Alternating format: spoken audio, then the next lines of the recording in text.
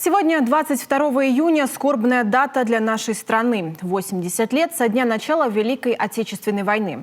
В Сыктывкаре у мемориального комплекса «Вечная слава» члены правительства Коми, представители ведомств и министерств, парламентарии, сотрудники правоохранительных органов и общественники почтили память павших во Второй мировой земляков.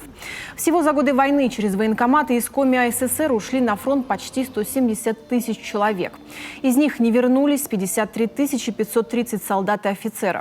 Наши воевали на всех фронтах Великой Отечественной в составе таких известных воинских частей, как 263-я стрелковая дивизия, формировавшаяся в Вологодской области, 24-я Самаро-Ульяновская железная, дважды краснознаменная стрелковая дивизия, 28-я Невельская стрелковая дивизия.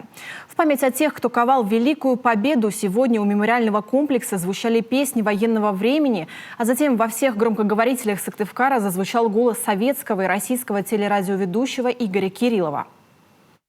Вспомним тех, кто бился с врагом на фронте, воевал в партизанских отрядах, страдал в фашистских концлагерях, кто без сна и отдыха трудился в тылу, кто дошел до Берлина и Праги.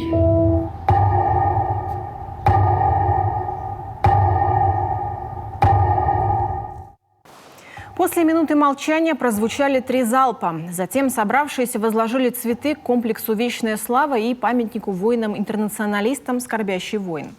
Цветы к мемориалам погибшим в годы Великой Отечественной войны возложили во всех городах и районах Коми.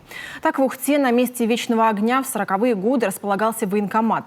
Именно отсюда бойцы уходили на фронт. Ушло 30 487 солдат. Не вернулось 8 тысяч. Церемония прошла с учетом эпидемиологических требований, с небольшим количеством участников и строгим соблюдением масочного режима.